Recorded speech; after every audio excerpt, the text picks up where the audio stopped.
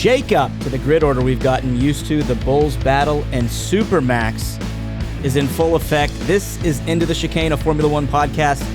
The Miami Grand Prix post-race edition. Brandon? Ooh, what a doozy. What the hell are you doing all the way over here? I don't know. I've just had to come from, behind the screen to in front of the screen. There we go. Just pick up the vibes a little bit, get a little more intimate. We're in complete vibe mode right now. It's Miami, baby. Bienvenidos a Miami, as one of the great scholars of our time once said. The obvious question, how did you feel about this race? It was one of my favorite of the year. Same. Although the result was somewhat what we were thinking was going to happen. It was still, weren't sure. There was a few moments where we weren't sure what exactly was going to happen. There was a lot of probabilities, so I'm pleasantly fulfilled. There was a lot of good hype going into this race. With the battle between Max and Checo, with the crazy grid order that we had, and then I think I want to start off by saying that they did this right comparative to last year. The way the Miami Grand Prix started off. Last year I thought was a shit show. The broadcast was atrocious. The camera direction was terrible. This year we actually got really great direction. The event itself seemed like it was a lot better. There was less shots of us looking at, background actors. Of the crowd, right? Yeah, background actors in mermaid suits. Yeah. They stayed away from the goofy shit like the boats. There was a couple shots of them. Yeah. Leave that for the people who are in attendance. We don't give a fuck about that. You know what I mean? There was only one little blip on the radar when it came to camera direction, which was, other than this one issue, flawless. The coverage of the race this year was really good. There was one time I noticed, I think it was when Max was climbing up the field order, and he was passing Esteban Ocon. Whoever was directing camera went to an onboard of Max's car instead of showing the on-track action. Yeah. And it was and he gets around Esteban Ocon. But all we saw was that weird, glowy sort of warp speed look of the the bird's eye view from, or not the bird's eye, but the sun flare of the and it was what we couldn't even tell because there was nobody in front of him because he had already gone around. Other than that, 8.5, 9 out of 10 job that they did this week or this year at the Miami Grand Prix, mostly comparative to how they did it last year. The race itself, like we said, I think it was one of my favorites of the year so far. Definitely, it was definitely up there. Yeah, it a lot of really great movement, and that comes partly from, like we said, the shakeup in the grid order, but also drivers who maybe shouldn't be where they were on paper, not giving up. We had this crazy qualifying, which let's go over that real quick. So you have Sergio Perez taking pole, Alonso P2. But in Q3 of qualifying, Charles Leclerc doing Charles Leclerc shit, gripping the steering wheel a little too hard, going a little too hard over a drain cover. I don't know what they have in Monaco. He hit the curb a little bit. Was it the curb? It was a curb, on the broadcast, they said it was a drain cover or something. Really? Yeah. Okay. So I don't know how they rid water in Monaco, but here in the United States, we have drains, okay? We have drains. And we have electrical wires that hang above our heads. We don't have Tesla coils like they do. I don't know who has Tesla coils or how they... We do things a little differently here in the States, okay? We got drainage covers, and you need to watch out for them. And he decided to gun it on a drain cover. Or maybe it was on the curb, but at the wrong point, and he spun. Man, if there wasn't that giant runoff area, Charles Leclerc could have been a DNF for the entire weekend because he was booking it. He went off in the same section he went off in practice the day before, right? Yeah, it was the same corner. Yeah, that's Charles Leclerc doing Charles Leclerc shit. Yeah, and the quote I saw was that it was solely because he was pushing too hard. It was solely self-inflicted. It wasn't some issue with the car. There is something to be said because I've seen some analysis of this era of car and the heavy ground effects that they have and how small disruptions like that, like a curb or whatever, can cause the cars to lose significant downforce and then go out of control.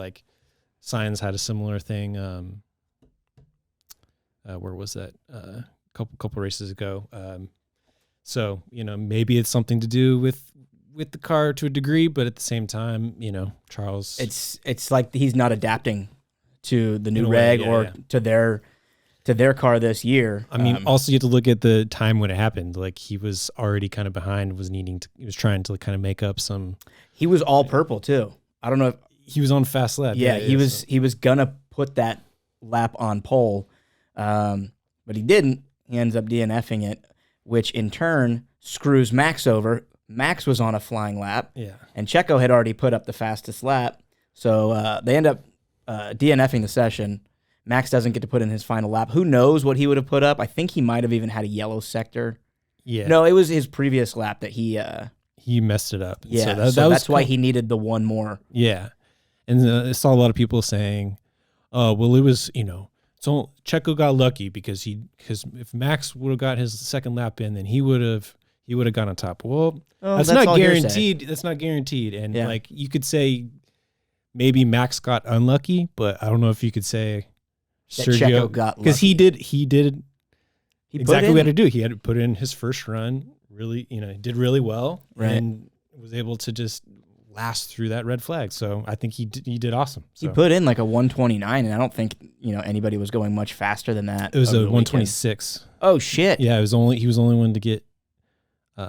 Charles. I mean, Charles was going purple, but look at what happened when Charles pushed had it. a 126 in his second Q run, but it wasn't faster than Sergio's. Yeah, who Q3, knows if you could have even gotten any quicker than that? Because look at what happened to Chuck when he was going all purple and going even harder than that. You know what I mean? So great. Checo starts on pole. A lot of excitement there because then we have the idea that with Max starting in the back. Starting from ninth. No, you're right. Yeah. I say in the back. He's starting from ninth. That, there's not a whole lot of, from what we've seen from this track in the one previous year, there's not a whole lot of overtaking opportunity. So we thought. Yeah, last year was a little tough. It was just boring. Yeah. It was a boring race. This track, yeah. So it looked like there was a chance that there wasn't going to be a lot of overtakes. Max was going to get stuck in the middle of the pack, potentially make his way up to second. There was a 40% chance of rain. So there was that. That was going to maybe mix things up a bit. So the chance that Checo could win this race outright from pole, and being that at the time he was only 6 points back, all he needed to do was beat Max and have Max not get fastest lap. Even if Max got second place and fastest lap, they would have been tied. But Checo, I think it would have got a Checo because he has more wins on this. That would have been more wins on the season. I think Max had to get like third or worse for Checo to take the points. I think it was second without fastest lap for Checo to take the points lead. Either way, got it. It didn't happen. Yeah. Let's talk quickly before we go into the entire race. Give some praise to our boy while we're talking about qualifying, to Kevin Magnussen in the Haas, putting it in P4. And it wasn't like it was completely undeserved, with the whole red flag thing, because the only drivers that were on flyers at the time who might have beat him were Max, so he might have started P5, and maybe, I can't remember who was flying at the time. One of the Astons or a Mercedes might have gotten caught out, but there was a minute and a half left. Who knows if they would have even been able to do it, but both Haas's were flying in quali, setting high times. Nico was setting good times. K-Mag set that absolute flyer, puts it P4. The excitement when he pulled into the garage was the same as when he got pole, when he started pole in the sprint race at Interlagos last year. Yeah, it was cool to see another weekend where at the end of Q2 or Q1, it was the entire field was only separated by a second, and it was 1.2 seconds or whatever. All 20 cars. So it's cool to see, So within that, there's a lot of opportunity for the field to be mixed up, which is what we got. It was good. There was something about this weekend the whole time. Like it had a feel of excitement. Yeah. I don't know what it was. High vibes all around. Yeah. After last year's Miami Grand Prix, I was kind of like, this shit's not going to last. I didn't see Miami being a mainstay. If they can do it like this every year, hey, baby, bienvenidos again. So the race itself, we have Checo starting from Fernando. Should we start maybe from the back and work our way up? Yeah, let's do it that way. Do that. So hometown hero, Logan Sargent. God. Any thoughts on what happened to him this weekend? Well, nothing really happened to him. He just didn't have a good weekend. Yeah, I said this in our text earlier. I feel like all the attention he got this weekend for him being hometown hero, having his family and friends and media and everything. Sure. I think it was. You think it was too much for him? Too distracting. Yeah. Maybe. I didn't feel like F1 itself, like F1 media coverage, was giving him too much attention. You know, and that's the media that I pay attention to. I don't know about like local Florida media, if they were, you know, which I imagine they probably were, especially with the Panthers being in town, literally playing today. We're watching them right now, so that, you know, you just have a lot of Florida hype. Sure. So maybe like locally there was a lot of pressure on him. His walkout, because they did that, you know, the typical, what's becoming the typical American walkout, sports style, kind of like boxing-esque. Epic intro. Yeah. We didn't even talk about that. Yeah, Will.i.am conducting. Should we talk about this before we get into the race, or? Yeah, let me just make this point first about Logan Sargent. He was the only one to get on mic for his intro. I don't know if you noticed that. No. It was so LL Cool J was doing the announcements. F1 is going to really regret giving the United States all these races because this shit is getting cartoonish. So I fucking love it at this point. We'll talk a little bit more about Will.i.am in a sec. But so they do all the announcements, you know, driving for the Haas team, it's so-and-so. And they got to Logan Sargent. It was like the hometown kid driving in his first U.S. based Grand Prix from Sarasota, Florida, Saratoga, whatever it is. And he's the only one who grabbed the mic and was like, America! How we doing? And I don't know if it was just because there weren't any mics to pick up the audience. Yeah, but it was dead silent. It was dead silent, and I was like, "Oh man, this is not going to go well for him." And it already hadn't been going well for him. Poor kid qualified P20 in his home race, his very first one, first American driver in 15 plus years. And I mean, did you hear his radio when they told him where he placed in qualies? No, I haven't really seen him. He's kept his cool for the majority of the, you know, his intro to F1. And he was just like, P20? Really? Oh, you could just hear how gutted he was. Yeah. And you know, he's not going to climb. I mean, yeah, it's tough. When you compare him to Alex, you know, it's hard to see him not getting anywhere near the same pace. Yeah. And it's not, I don't think it's time to like start judging him. No. And to say like, you know, like there are other rookie drivers who I think we can be critical of, you know, like Nick DeVries. I have been the past few weeks. But with Logan Sargent, it's his rookie year. He's straight out of F2. So it's not like he had a bunch of support series experience. And he's driving in a Williams. That car, you know, it has gotten better. Its straight line speed has gotten better. Its overall power has gotten a lot better, but it's still a Williams. Alex Albon, if anything, is just pushing it to the limit. Yeah, but he should still be up there at least battling with DeVries. Yeah. You know, I mean, today's race, like, I think he had some damage early on. He got taken out early. Second or third lap. He was the first person to pit. Got a front wing change and then went on the hard super early. I think he pitted after his first lap because him and DeVries came together, I think, because one of them got squirrely and then he had damage to the front I know plate. DeVries hit Lando, and then I don't know where. He had to have been involved in that because maybe. It was the front. I think it was the right front end plate of his front wing. Yeah, I'll have to go back and watch. Yeah, but so he had to pit early. He was the first one to pit, and then that put him 20 seconds back on the rest of the pack for the entirety of the race. And at that point, at that point, there was like no coming back. I mean, he finished like so far back. See, DeVries. Looking at the final results. DeVries, because he was back a lap already. DeVries was 89 seconds back off the lead.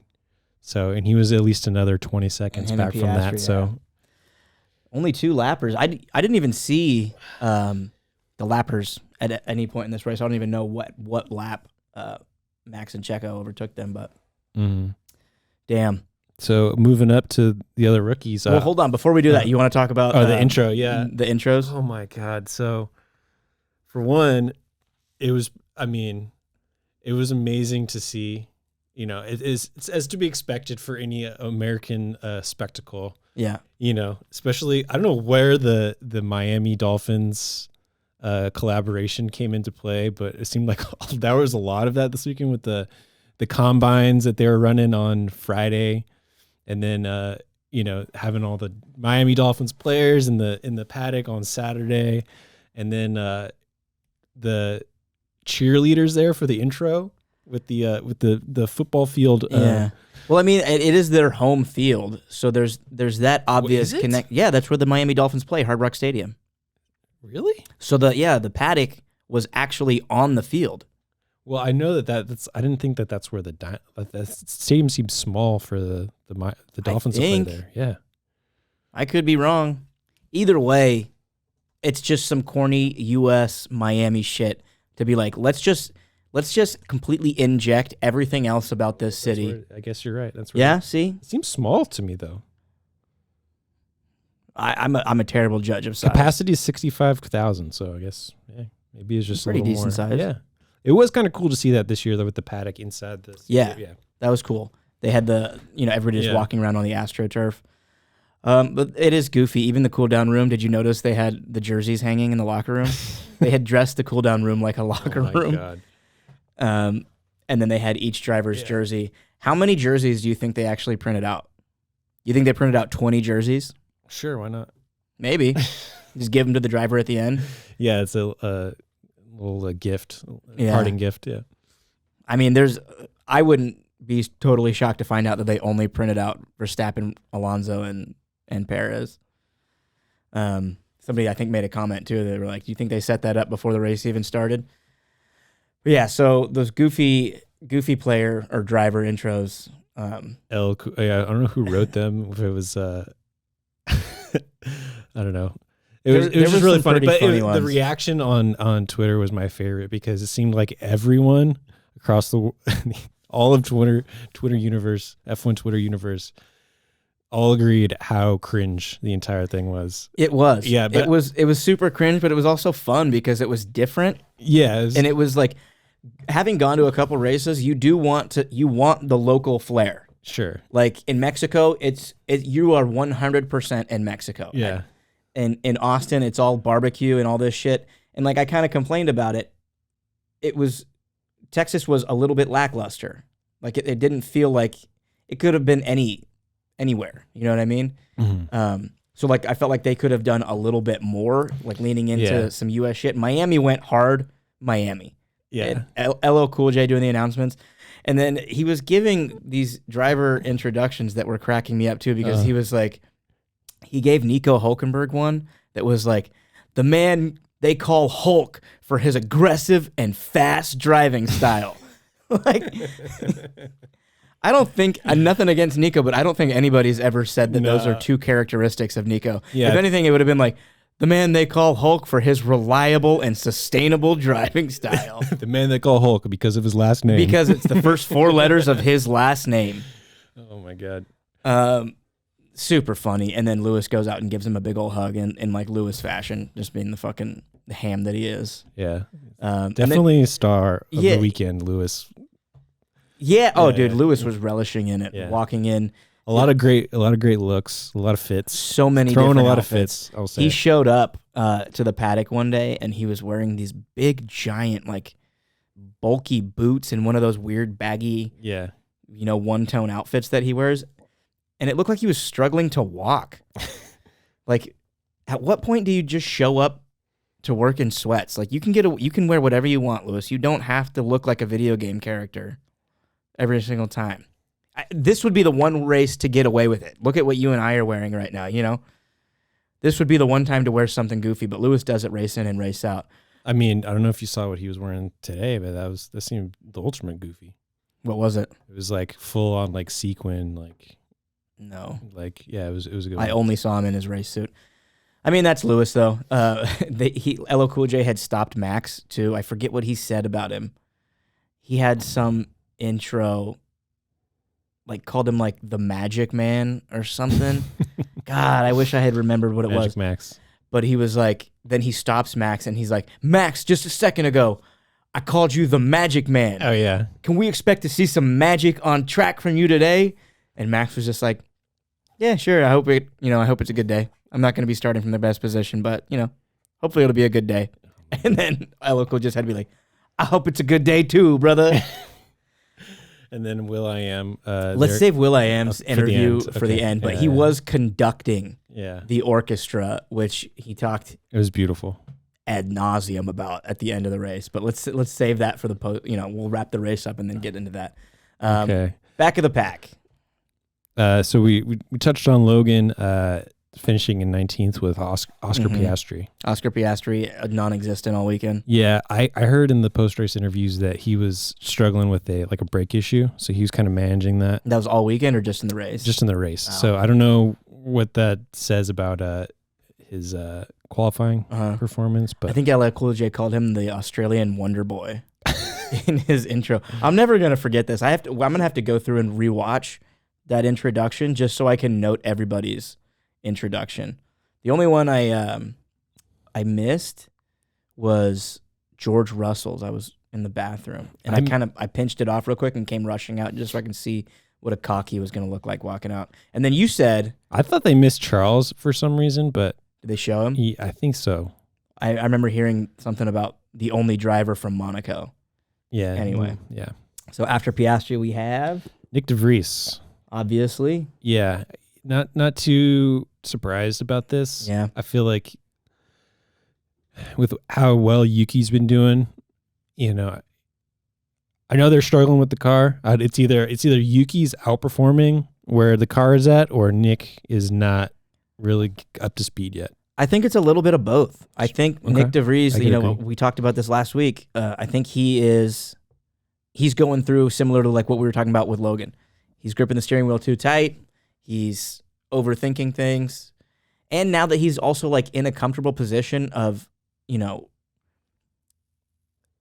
being there full time instead of like having nothing to lose, he has something to lose. He has his seat to lose. Sure, yeah. When he impressed everybody last year, he had literally nothing to lose. It was just go out and drive.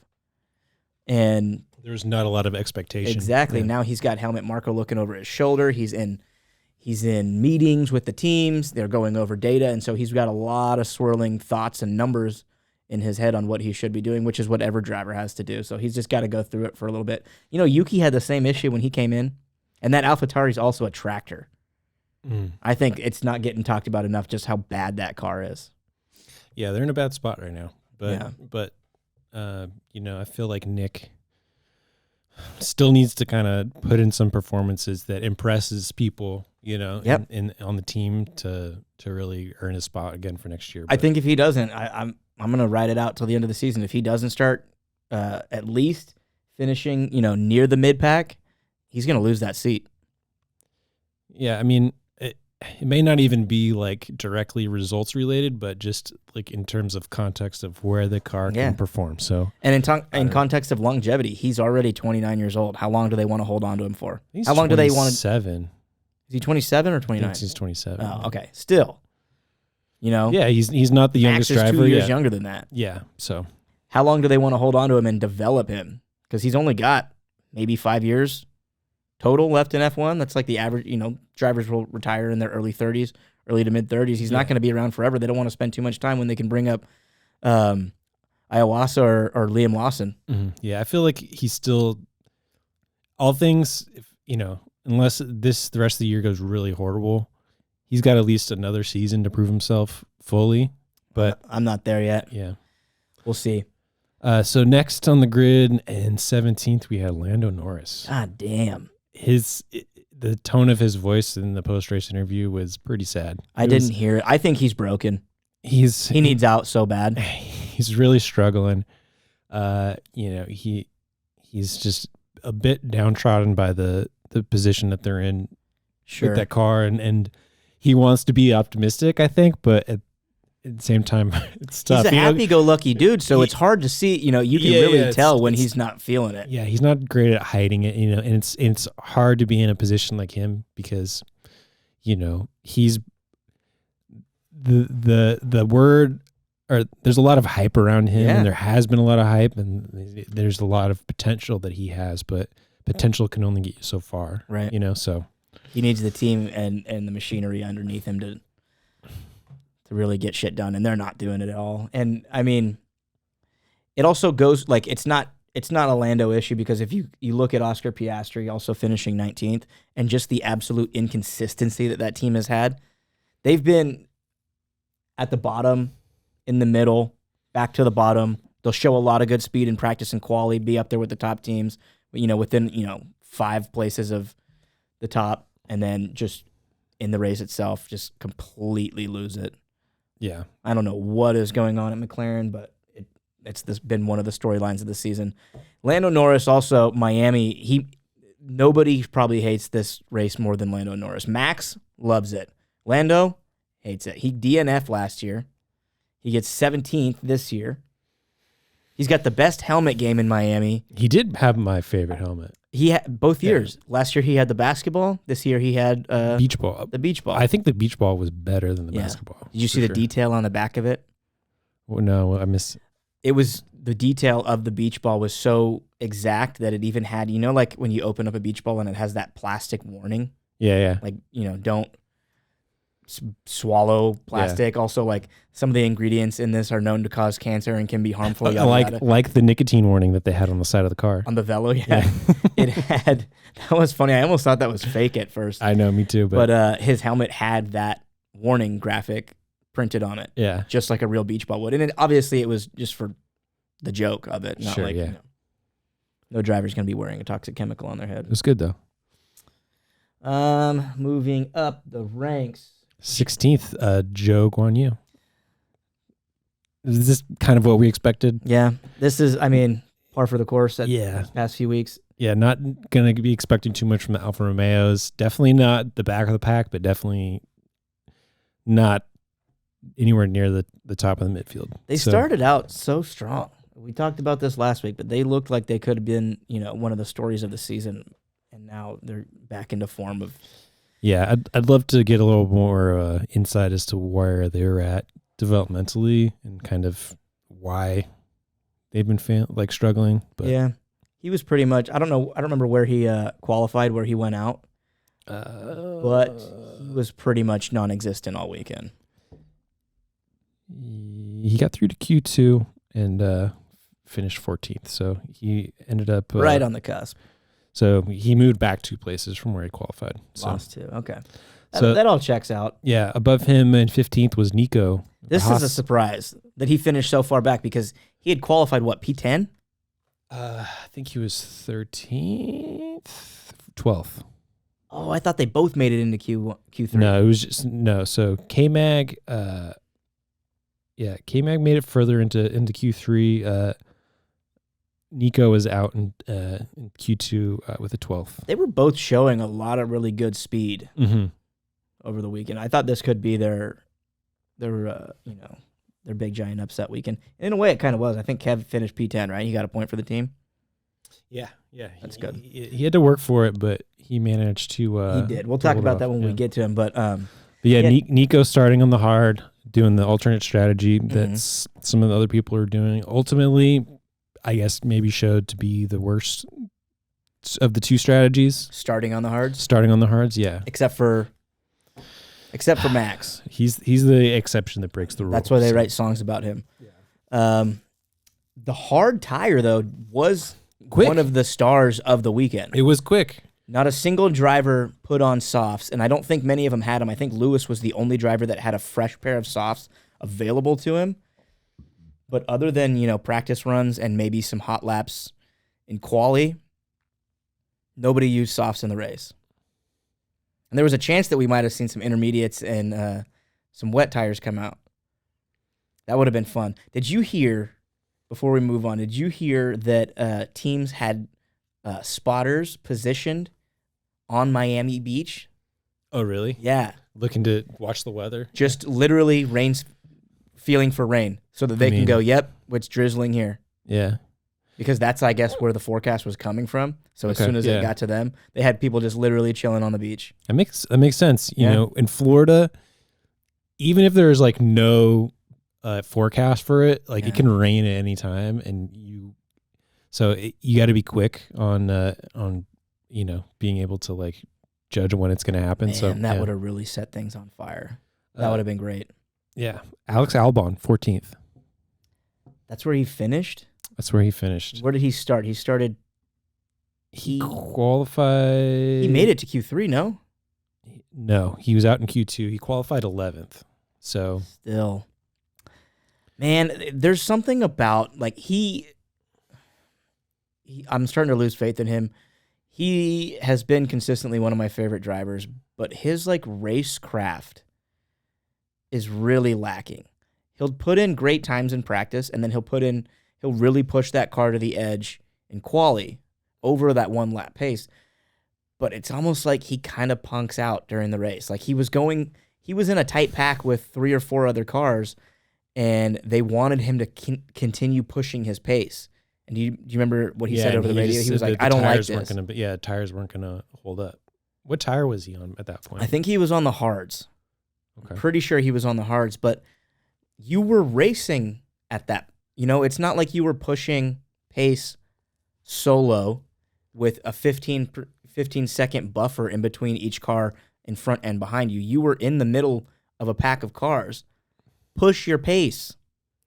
Yeah, I mean, it's tough. It's hard to say whether it's solely on him or if it's him being. I mean, maybe they're starting to face a lot of deg in the Williams, but man, I just want success from Alex. I had him on my fantasy team this week, so there's added emphasis there. I just wish he had a little bit more dog in him. Yeah, I mean, he's definitely strong, but I don't know if he's going to have like the aggressiveness to like get the extra little bit out of the car. But sometimes you just have to kind of play it safe and just get to the end of the race. I do 100%. Yeah, and I do think he's pushing the car to its limit. I do think he's leading the team great. It's just that, oh man, I just want a little bit more out of him. And again, like you said, I don't know if it's him or if it's the team in the car where that little extra is lacking. But yeah, I mean, P12 he's been shown to be able to like get the car up into like 6th in a qualify. You know what I mean? And like in practice and stuff for moments at a time. And getting it up there, like to me, it shows that he's such a great driver. But like to be able to convert that to like a race pace is obviously really tough. Yeah. So, moving on to the 13th, we had Valtteri Bottas. Hey, look who actually put in a decent drive, I think, this weekend. Maybe not, anything to write home about, but yeah, definitely better than the Baku situation. Absolutely. He at least seemed to kind of show up. Yeah. And who knows, maybe the little bit of like contact that was directly behind him gave him just enough gap for the rest of the race to hold on to P13. Where did he start? Qualified in 10th, so he moved back as well. Yeah. And then he kind of got screwed by the red flag because he didn't even get a lap in qualifying because of the red flag. So, he never got a Q3 lap in? Yeah, it's not like he would have moved up. DNS did not start, so. I mean, that's probably almost a blessing. He probably would have ended up moving Saved back. the soft tires. Yeah. 12th place, Lance Stroll. That one surprised me. Lance Stroll did not look to be in form at all this weekend. Yeah, he just kind of had a rough weekend altogether, didn't he? I don't know what it was. Yeah, only getting 18th in qualifying. Yeah.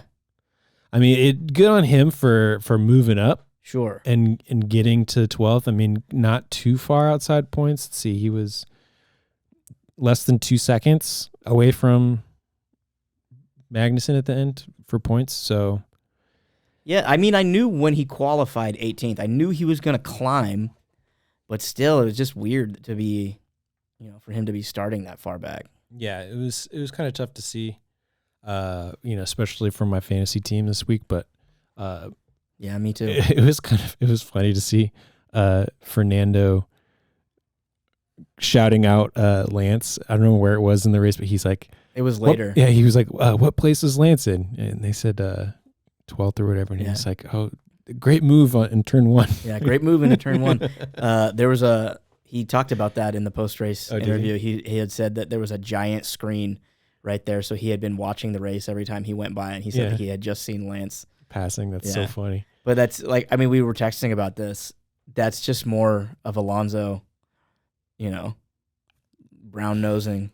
Well, I mean, that's him being a team player, right? Like, he knows his teammates. Is it further back in? But like him saying that, and I mean, I don't know if it actually passed the message along, right? But if you're Lance and you're hearing like, Alonso says good move, like in the middle of the race, like that has to be some kind of confidence boost for him. Yeah, 100%. You know what I'm saying? And like, there's nothing bad that comes from it. No, but I don't fully buy that Alonso isn't aware that we know that he know that, you know what I mean? That we know that he's a troll, and that there's a little bit of comedic value to him doing shit like that.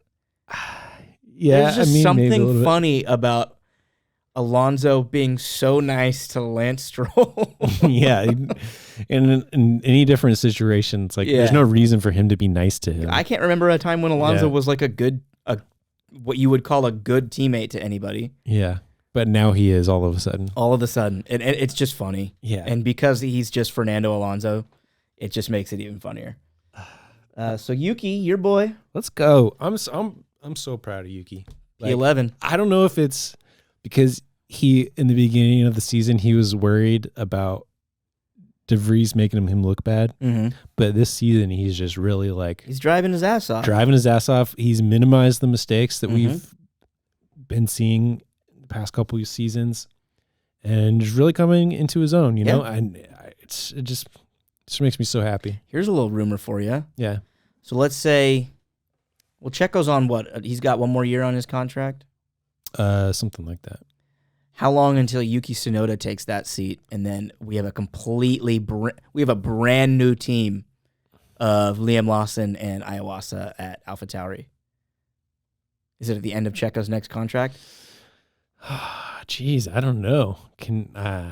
Do you think we ever see Yuki Tsunoda in the Red Bull seat? How about that? There was a quote floating around not that long ago from Helmut Marko saying that he's been praising him. So it wouldn't surprise me that much, but it's at this current moment in time, it's hard for me to see anybody else other than Checo in that seat. Yeah. But in a year or two, like when things change, it would be amazing to see what he could do, right? Yeah. Like if they took Checo out of that seat, it would be so controversial. Yeah, I mean, Checo's just been driving so well. It's hard to, that's what I'm saying. It's hard to say like, okay, would anybody else do better?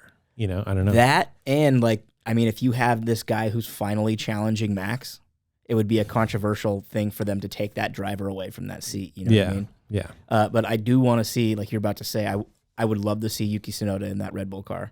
I want to see everybody in that car. Yeah, that thing is such a beast. Every driver on the grid should get the chance to drive it at the end of the year. Yeah, just as an equalizer, to be able to see everybody put like a few laps in that car. Everyone except George Russell.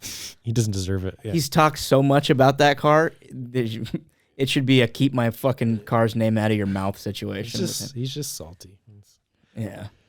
So moving along, our boy K-Mag, 10th, getting a point. He got a point. He got a point. He did fight for it. I was so happy for K-Mag to be starting in P4, and then off the line, he got such a bad jump. Yeah, really didn't. I think he could have fought for maybe a few more points if it wasn't for his start. Yeah, I think he lost like 3 spots in the first lap. One. Yeah, so he got a really bad start.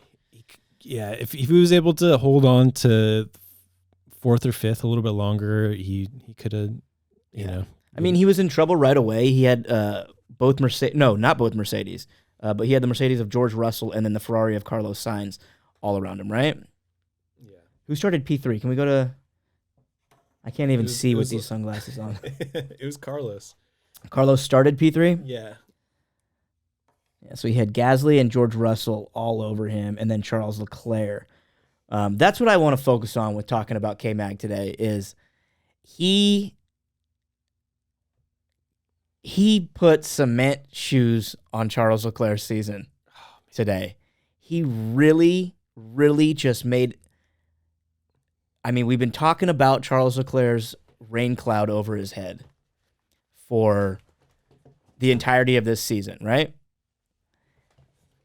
Watching him go wheel to wheel and lose out, not once, but twice to Kevin Magnussen in the Haas, really just put a fucking dagger in the heart of any, not even, obviously he's not winning the championship, but like the hopes of even like recovering the season into something to be proud of. It looked like it was just pulled out from underneath Charles Leclerc. And it's not to take away anything from Kevin Magnussen. I'm saying this to build him up. He went wheel to wheel, lost out on the position with Charles Leclerc, got back into his slipstream, went into the DRS zone, passed him again. I was hollering. I was watching it in this studio. I was fucking standing up, still shirtless, screaming my head off. Charles Leclerc gets around him again, and K-Mag still doesn't give it up, goes back at it, loses it again, gives it another look, and then just simply doesn't have the pace. But goddamn, was I happy to see K-Mag doing that. Was I happy to see K-Mag not doing what everybody expects the slower cars to do. Just get out of the way. Get out of the way. Try to conserve your tires a little bit, maybe. No, man, they realized, like, the Haas's looked good. This is a giant stepping stone for them this week. They looked phenomenal all week, and that was icing on the cake. It was really cool to see. You know, it's good to see Haas back up there in the points. They deserve it especially after the qualifying finish. You know, it's like you want to see them at least be able to convert that into some points. You know? Hopefully this can be a learning situation for them too, because I don't think they had the best tire strategy. Both of their drivers fell back a little bit after showing good speed all weekend, but still, it's like a bright spot because they kind of outdid themselves and where they qualified and where they showed their speed in practice. But that little fight right there should be a giant confidence booster for Kevin Magnussen and the Haas team as a whole. It was beautiful. If it wasn't for Max going super max and charging up the field 8 places in just, astounding Max fashion, Kevin Magnussen would have been my driver of the day. I'll still give him my vote. I don't know who ended up winning the fan vote. Probably Max, I would assume. But Kevin Magnussen also put on a show. It's interesting considering somebody that fell back a bunch of places, but I know he fell back weird. 6 places. Sometimes in F1 you can't just judge things solely off the numbers, right? Because of that little battle right there and the heart that he showed. I mean, just how cool was that seeing Charles get passed by K-Mag and Hamilton at the same time? Oh my God, that 3-way battle was beautiful. That was amazing. Like down that straight, all three, or it was. No, it wasn't Hamilton. It was Max. Was it Max? Yeah, it was Max. Oh, okay, maybe it was Max. Max opened up the DR. I mean, it was Max. Yeah, it definitely was Max. That was like a real show of that Red Bull's DRS speed. Yeah, it was so cool. Because Max was behind both of them.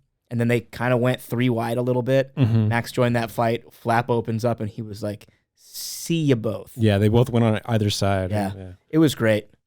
That's why you watch F1 is those moments right there. Like just the look of it when the cars split behind each other and everybody just kind of knows what to do or takes their position. Ugh. Yeah. Okay, maybe these next two we can do them together. 8 and 9. We got Pierre Gasly 8, Esteban Ocon 9. Merci. Definitely a way better showing from Alpine this weekend compared to last weekend. Esteban was running the hard tire, long strategy, which he amongst Max maybe seemed to be the only one that really had that work out for them. I don't know. See, where did Esteban? Pierre started P5. I think Esteban started P8. Yeah, so he only lost 1 place. Yeah. Pierre was running in the beginning of the race. I was super proud. He was in 4th, hanging in right behind Sainz, and then around he was one of the guys that got right around K-Mag. Yeah, off the jump. Yeah, off the jump, and then I don't know what it was, maybe 12 to 15 laps in. Yeah, he just started to fall off a little bit on pace, and then in the post race interviews, he was talking about how, at the end, how he was really frustrated. He got passed by Charles and then Lewis kind of towards the end, how he was wanting to fight them off, but they were had to think better of it. Well, they had to conserve fuel a little bit, so he wasn't able to. He had to kind of let off, and that kind of was the reason for him losing a couple places there towards the end. So could have been a better finish, but is what it is. Wow, so he must have been really hammering the pedal in the early on, probably. Yeah, I mean, it's hard to say what was different about their setup. I know for whatever reason, Mercedes had a little more fuel towards the end. That's why they were able to push a little bit more. Their car's probably a lot lighter, the Mercedes. It's got so much less body to it than everybody else. Yeah, I mean, I don't know. It's something to look into. Yeah, I mean, I think that's why Ferrari sings so much deg. The body of their car is huge. It's got a way more. It's also getting more downforce than something like the Mercedes. I mean, I don't know, like what. I know there's the weight limit. There's a window that they have to all fall within, I think. And I don't know anything about the mechanics of that, just on assumption, I'm saying. Yeah. But something to look into, though. Better weekend for Alpine for sure. Yeah, so 7th, Charles Leclerc. Started 7th, finished 7th. It's a wash, I think, after his Friday, Saturday. He should be thankful that it didn't end up worse. Yeah, maybe, P7 is a respectable position to finish in. It's a respectable position to start in. But he had also moved up at certain points. And when you end up in P7 because of, degradation caused and loss of pace because of a battle with a Haas, man, that's got to sting. I don't want to spend too much more time harping on Chuck because he's had it bad enough as it is. He's had enough. I mean, other than that, it was probably a fine race for him, but that was just the highlight. And again, he did get around it. Mm-hmm. He got around the Haas, so good on him. It was just rough for him, but great for Kev, Yeah. So ahead of him, 6th place, Lewis Hamilton. Lewis was complaining at one point. Yeah, at one point he didn't think he was going to finish the race. Yeah. He thought he might have gotten some damage in his front right early on in the race. And then like 10 or 15 laps after that, I saw he was climbing the entire pack because he started, P12? He didn't make it into Q3. Yeah, he gained. He was another one that kind of got screwed out by the red flag. Red flags, but he didn't even make it. No, he didn't even make it into Q3. He was 13th. Wait. Yeah, so he did make it into Q2. Yeah, he kind of got screwed out by he went out too late. Right. And didn't get a chance. He kind of was screwed up a little bit by traffic. Didn't get a chance to get like a second run in towards the end of Q2. So that was the, I don't know, Mercedes strategy problem or what, but he didn't get off to the greatest start, but I think he held it in there and did what he had to do, got some points for the team, and he should I know he wasn't happy about having to give up a place to George. But, well, he had a great quote, because George was wanting to get by, and Lewis was like, he can go around me if he wants, but I'm not gonna give up the position. Sure, yeah. I don't know when they got that sound bite, because it was immediately after that he completely basically parked it and let George go right around him. I'm sure there was a response from pit wall that was a little that we didn't get to hear that would. I'm surprised at how much of a good teammate Lewis has been, like because he's kind of let George really take charge. I don't think he's really had a choice. He's just not going to do anything that's going to detriment the team. Yeah, he's not going to fight. Yeah, and put the team in jeopardy. But also, we've harped on him a lot. Good on George for having to make the team make that decision. Yeah. Carlos Sainz, 5th place.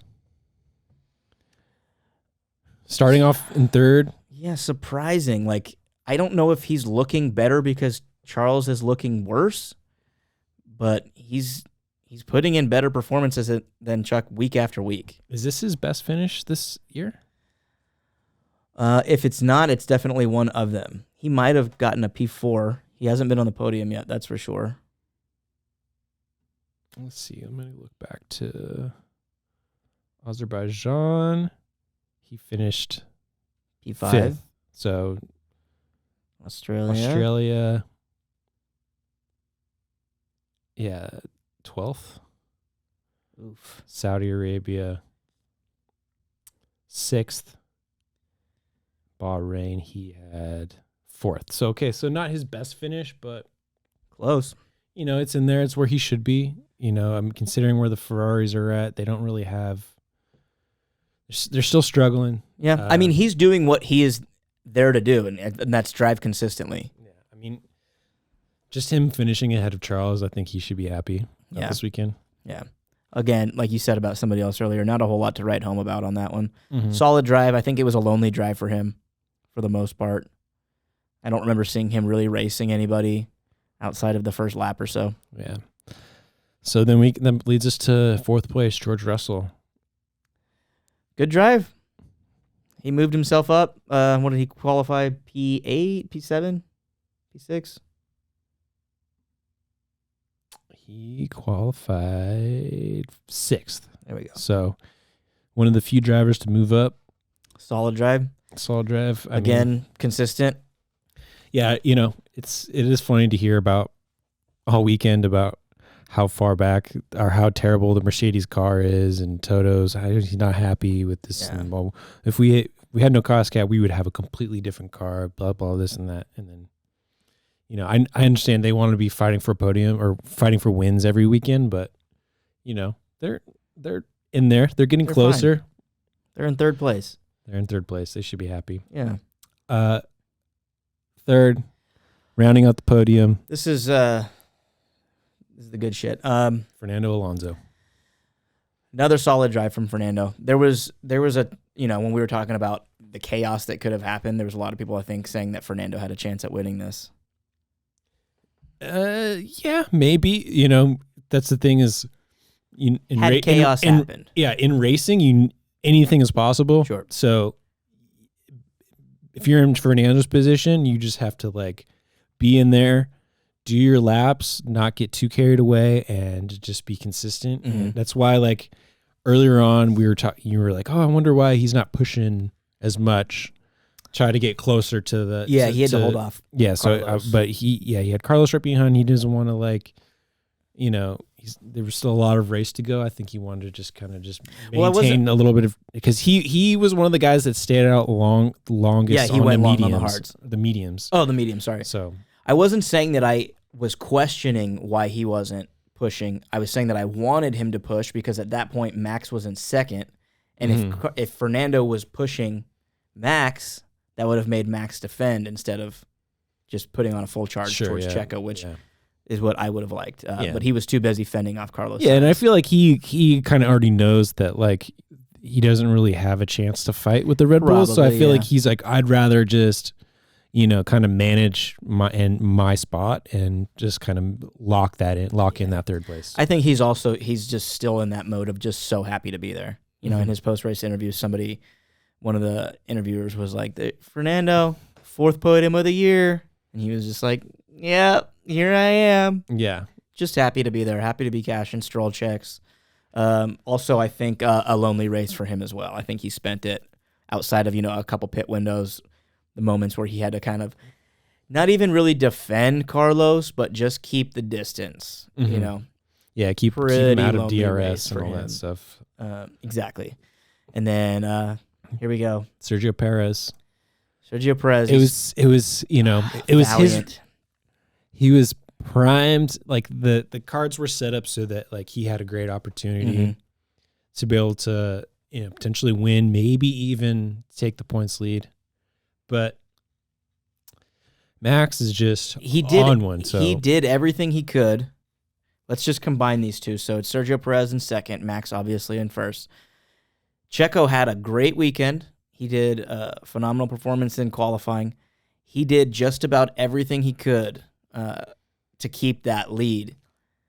I think had they maybe pitted him a lap or so sooner or a lap or so later, maybe, just a little bit different of a tire strategy, it could have worked out. But he just slowly but surely every step of the way was losing out. I feel like he should have pit maybe a little bit earlier because the mediums I felt like he was kind of losing out pace on the mediums compared to the hards, because the hards they were pretty fast, and they obviously had the capacity to go long. So they also opened up over time, like over 10 laps, they got even faster the hotter that tire got. Right.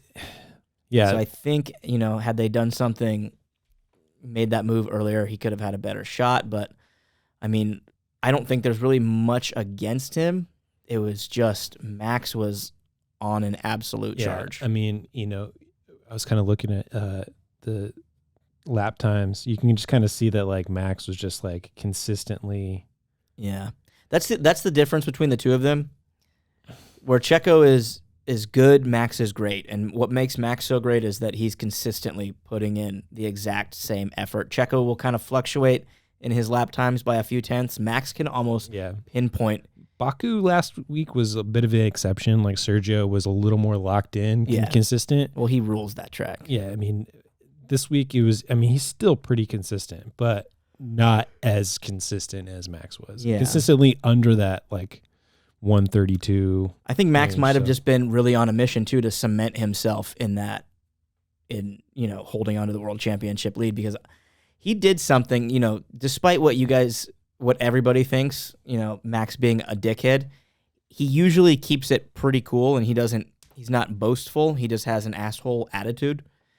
But after the race, I don't know if you saw it, he got out of his car in Parc Ferme, stepped down, kneeled down by the front of his car, and he pointed to the number 1 on the front of it, which is not Max-like. He might be a dickhead in a couple different other ways. He doesn't gloat all that much. He's not a gloatful type of a guy, So I think he really did want this one. So maybe there was a little bit of added drive for Max to really put in that charge that he did, but he just seemed unstoppable. Mm-hmm. I mean, he was making it look like, Checo's usually the guy who can manage his tires perfectly. Max was looking like the guy who was able to do that this week, So what do you want to get into next? We can just tally our bold predictions for this weekend, and then maybe do some for next weekend. We have a week off, right? Because Mother's Day. Yeah, so we will do those next week. Yeah, we'll do bold predictions the week before the Italian Grand Prix, So it's not the Italian Grand Prix; it's the Imola. Emilia-Romagna Grand Prix. So your predictions for this week were that 0-3. Yeah, I mean both 0-3. You had Sergio was going to win. Close. We were going to see a DNF from one of the top teams. Nobody DNF'd. Yeah. Part of me at the end of that race was really hoping that one of Max's tires would blow out, or that he would pull something crazy. Yeah, just something nuts. Not even for my bold prediction, but just to shake things up. It was an exciting race, but man, I really wanted Checo to win. I mean, the rain could have been that. Yeah, and that would have added like another pit stop in for everybody, and that brings me like another thing. I don't know if you've thought about this at all, but just the new tire compounds this year and the new hard tire, like it seems like the go-to strategy this year is a one stop with a long run on the hard tire, and I feel like that's where we're going to see every weekend. The hards are just working. They're getting activated. And like I said a minute ago, they're opening up as the race goes on. Yeah. To me, I feel like the racing would be maybe better to see a little more tire degradation and kind of forcing 2 stops. Yeah. Brings a little bit more strategy into play, like what maybe compound would we play when. And end of the season, probably we'll have to go back to last year's compounds because the hards just too good. I almost thought for a second that Max was going to do his last pit on the last lap and just cross the line in the pit lane. Esteban, my predictions, I thought we were going to see somebody new on the podium. Didn't happen. It may be close. It could have been, I don't know if Carlos, I don't know.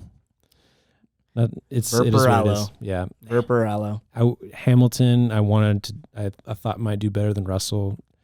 Didn't happen. That one was close. I think had the qualifying worked out better. Had that worked out, and then I think if he had started his charge a little sooner, because he started making his way up the field order, but had he put in that effort just a little bit sooner instead of complaining that his race might be over, and I don't know what the fuck was going on mechanically or whatever, but maybe he would have been able to catch him, but or be able to defend him off. Yeah, and then I thought, maybe Logan would have had his best finish, but it turned out to be his worst. So it was his absolute worst of the season. So both of us go 0 for 3. Yeah, on that. Yeah. So overall, I was super excited coming into this weekend, and I feel like we definitely weren't disappointed, or I'm definitely not disappointed. So. I was the complete opposite. I was ready for another boring Miami Grand Prix, and I thought this was one of the best races of the season. You and I have been completely lazy when it comes to calculating the bold predictions. Yeah. So we'll get a calculation of who's in the lead. I'm pretty sure you are, but I don't know. I think you're. I don't know. No. Yeah. Well, I don't know. It's hard to say because some of my predictions were a little maybe not as bold as they could have been, but doesn't matter. I think you're up 3 or 4 to 1. We'll get it calculated by the next podcast. Or if anybody, one of our 6 or 7 listeners wants to do that and then DM us, you guys send that in, we'll give you a shout out. How about that? If we don't get it done, then you guys do it. But talking about best races of the season, can you bring up our ranking? Oh yeah, best races. Here we go. Here is how I broke it down. So I moved this up. I currently have it as Australia still being best of the season. Okay. But I have Miami and Jeddah being a 2A and a 2B, followed by Bahrain and Azerbaijan. I feel like we can set this as Miami 2, Jeddah 3. Yeah? I feel confident. Okay. It's been a while. I might have to go back and watch Jeddah again. I really remember enjoying that. Yeah. But I'm confident in saying that I think overall, because of the amount of action that we saw on the track, all the different overtakes, the qualifying, I think you are right. We can solidify that Miami has been number 2. Hey, good on Miami. Yeah. Also, I have to say, Miami also home of this was probably one of the greatest post-race interviews ever. Yeah, let's close it out with this. So thank you, everybody, for listening. Please be sure to like and subscribe. We'll be back next week with more action, some predictions for Imola. And, so thank you very much. Wait, do you want to play the Will I Am thing? There we go.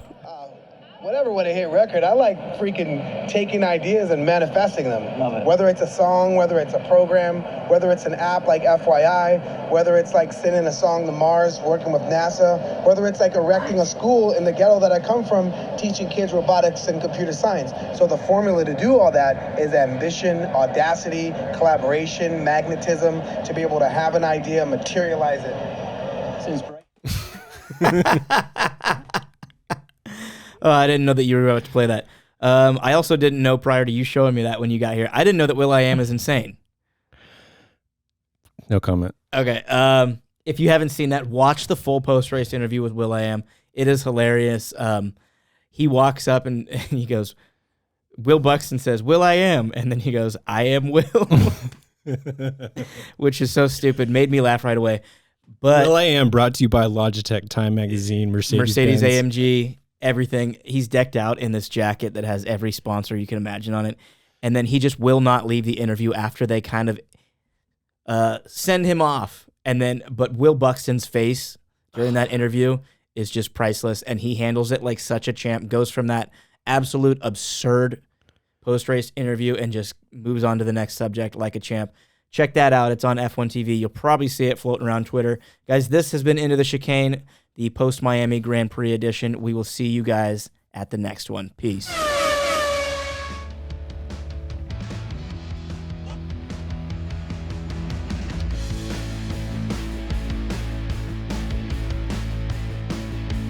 Holy shit, it's so bright in here.